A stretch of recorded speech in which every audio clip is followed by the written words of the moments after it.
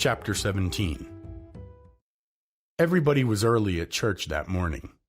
The people were interested to know as much as possible about the events at the widow's house. The scoundrels had not been found yet. When the service was over, Judge Thatcher's wife came up to Mrs. Harper and said, "Is my Becky going to sleep all day? I expected she would be tired to death." "Your Becky?" "Yes," with a surprised look. "Didn't she stay with you last night?" "Why, no." Mrs. Thatcher turned pale and sat down on the bench, just as Aunt Polly passed the women. Aunt Polly said, "Good morning, Mrs. Thatcher. Good morning, Mrs. Harper. I think my Tom stayed at your house last night, one of you, and now he's afraid to come to church. I'll take care of it later." Mrs. Thatcher shook her head and turned paler than ever. "He didn't stay with us," said Mrs. Harper, beginning to look worried. Aunt Polly said, "Joe Harper, have you seen my Tom this morning?" "No, I haven't." "When did you see him last?" Joe tried to remember, but he was not sure he could say. The people had stopped moving out of church. The worried women began asking the children and young teachers. They all said they had not noticed whether Tom and Becky were on that steamboat on the way back home. It was dark. No one thought about counting the children. One young man finally said that they could be still in the cave. Mrs. Thatcher fainted. Aunt Polly began crying. The news about the missing children passed from mouth to mouth, from group to group, from street to street. 5 minutes later, the whole town was up. The robbers were forgotten. Horses were prepared. The steamboat was ordered. In half an hour, 200 men were moving down the road and river towards the cave. All the long afternoon, the town seemed empty and dead. Many women visited Aunt Polly and Mrs. Thatcher and tried to support them. They cried with them, too, and that was still better than words. All the night, the town waited for news, but in the morning, there was still nothing known about the missing children. The old Welshman came home late at night, tired to death. He saw that Huck was still in the bed. He had a fever. The doctors were all at the cave, so the widow Douglas came and took care of the boy. In the evening, the tired men began to come back to the town, but the strongest of the citizens continued searching. Every part of the cave was visited, every corner was searched. In one place, far from the part usually visited by tourists, someone found the names Becky and Tom written on the wall, and a piece of ribbon. Mrs. Thatcher recognized the ribbon and cried over it. 3 hard days and nights passed, but Tom and Becky remained lost. The story now returns to Tom and Becky on the day of the picnic. They walked along the passages of the cave together with the other children. Then they played hide-and-seek for some time. After that, they went down a long corridor, reading names, dates, post office addresses on the wall.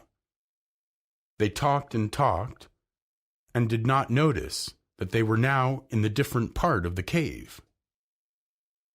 The children wrote their own names on the wall too and moved on. Finally, they found a sort of natural stairs and decided to examine them. They used smoke to make marks on the wall so that they could find their way back. In one place, they found a large room full of beautiful crystals. The walls of the room were covered with thousands of bats. The animals did not like the light of the candles and attacked the children. Tom knew how dangerous bats could be. He seized Becky's hand and took her into the first corridor they saw.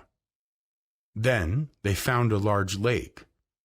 Tom wanted to explore it, but then thought that it was time to sit down and have some rest first. Becky said that she could not hear anybody from their group. Tom said, "We are down below them, Becky, and I don't know how far away north or south or east or whichever it is. We can't hear them here. We'd better start back, Tom."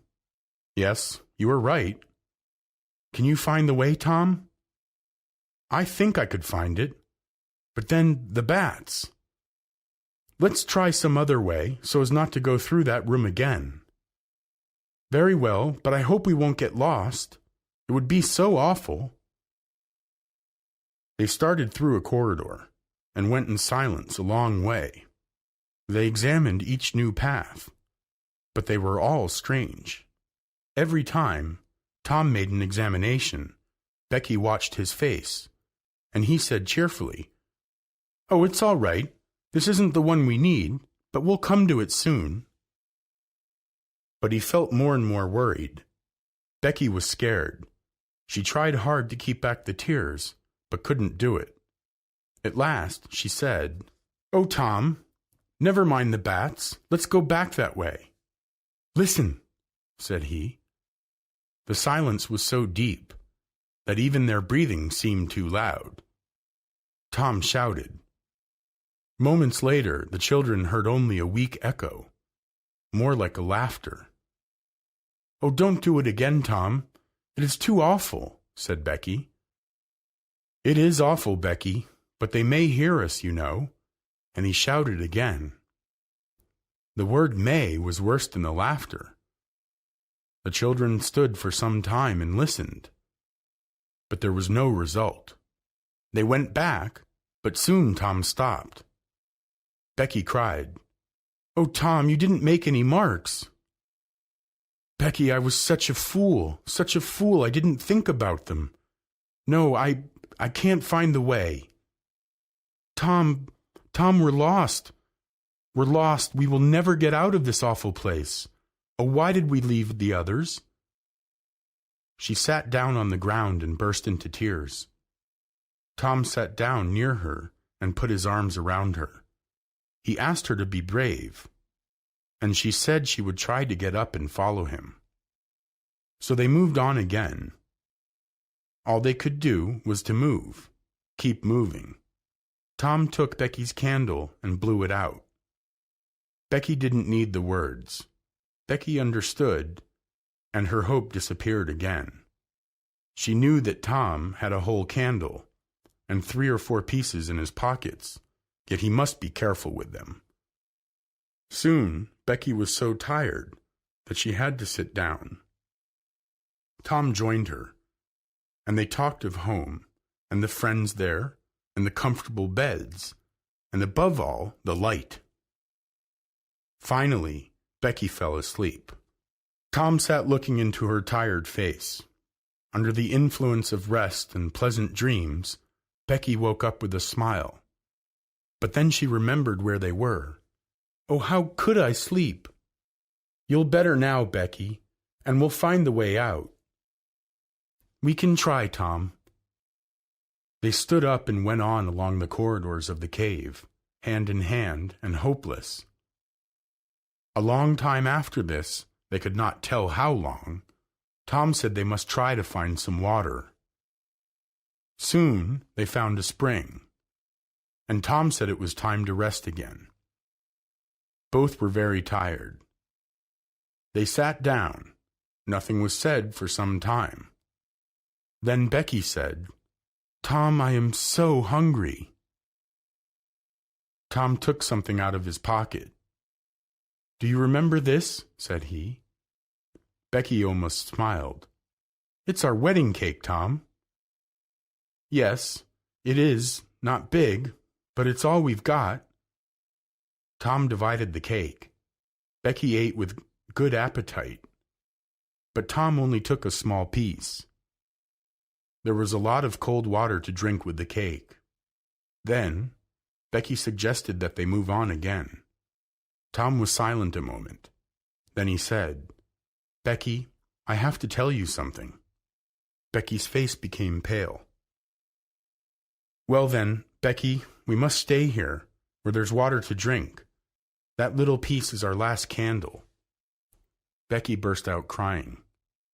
Tom did what he could to cheer her. It was useless. Later, Becky said, Tom. Well, Becky? They'll miss us and start looking for us. Yes, they will. Certainly they will. Maybe they're looking for us now, Tom. Maybe they are. I hope they are. When would they miss us, Tom? When they get back to the boat, I think. Tom, it will be dark then. Will they notice we are not there? I don't know. But anyway, your mother would miss you as soon as they get home. A frightened look in Becky's face showed Tom that he had made a mistake. Becky's parents will not miss her until the following day. The children became silent.